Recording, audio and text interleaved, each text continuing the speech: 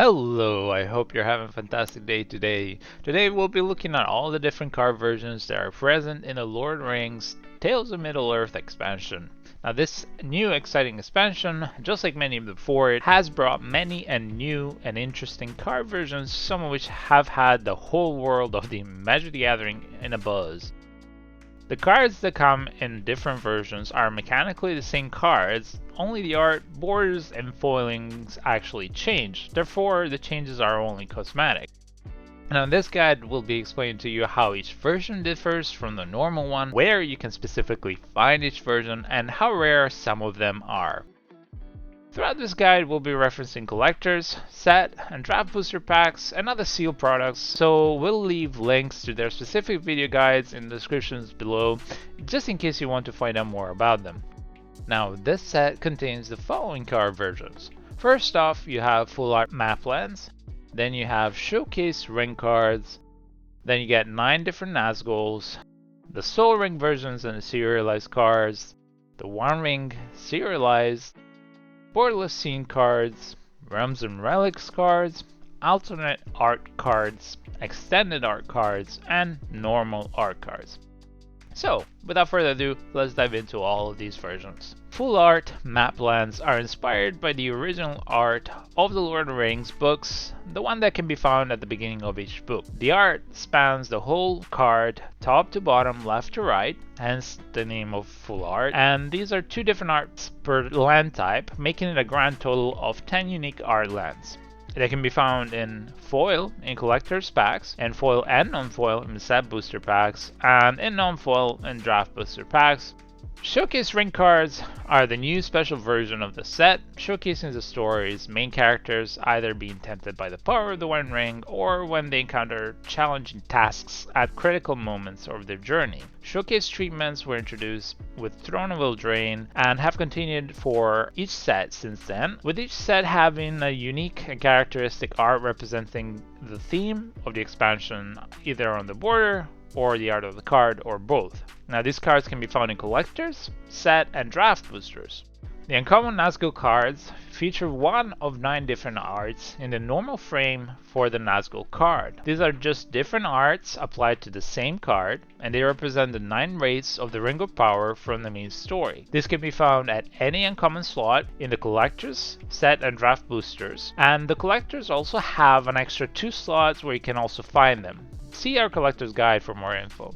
The special version of the Soul Rings can be found only in the English language collector's boosters. You'll be able to find either an Elven version, a Dwarven version, or a human version of the Soul Ring written in the High Elf language. These are either non-foil or serialized double rainbow foil. Serialized cards were introduced initially with the Brothers' War and look different than their counterparts as their foiling is very different, and there's a special stamp on the bottom left of each art that shows you which number you have out of all of them printed worldwide. Serialized cards are extremely rare and can make the card value shoot up significantly from several hundreds to several thousands depending on the rarity of the card itself. So do make sure to check if your cards are serialized before you trade them away. If you're looking to understand what a serialized card is, please look at our video below on the card versions of March's Machine, where we showcase the serialized Thalia. Now, getting back to the Soul Rings versions. The Elven version of the Soul Ring can be found in either non-foil, you can roughly get it in at least 1 in every 1,000 packs, and only 3,000 of the Elven non-foil versions have been printed. Now, for every version of the Soul Ring, keep in mind that the non-foil version will look exactly like every other card, just that the language on the card is different and that the art is different. Therefore, it will stand out in that way. The other version of the Elven Soul Ring is the serialized double rainbow foil, and for this one they printed a total of 300 worldwide, and you have a 1 in 10,000 packs chance to get one.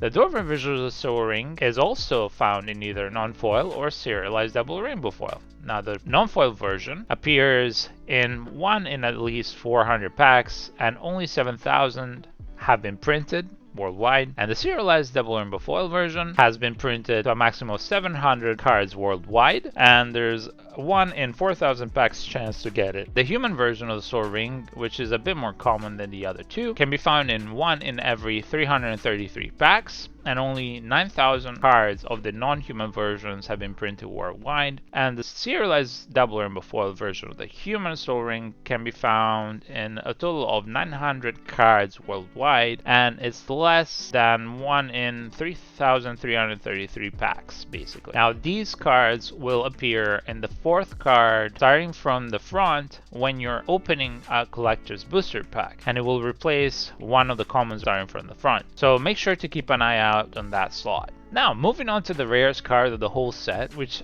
as of the time of shooting this video has an open purchase bounty of $2 million for whoever finds it, is the serialized edged foil one of the One Ring version. Now, note that this is the One Ring, which is a new card in this set. The serialized version is written in black speech, and there's only one in the whole wide world that has ever been printed for this card in this set, and can only be found in English language collector booster packs. Now, the possibility of finding the One Ring, or the one of the One Ring, is at least 1 in 3,333,333 collector booster packs.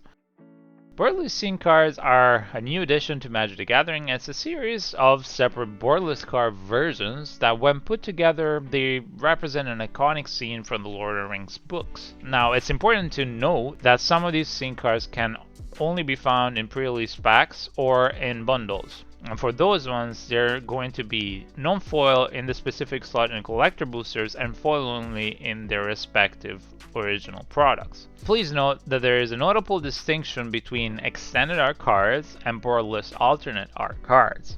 The latter features a very distinct artwork and extends throughout the entire card, covering every inch from left to right and top to bottom, including behind the text box. Now, borderless scene cards can be found in also draft, set, and collector's boosters, and there is a total of 7 separate scenes altogether for this expansion. The Realms and Relics Mythic cards are a newly introduced card type that can be found in the box stopper slot of each type of draft, set, or collector's booster boxes. Now, these can only be found in the box stoppers or in collector's boosters, meaning that you'll have to either buy a whole sealed box to be able to find one, or you have to buy a collector booster.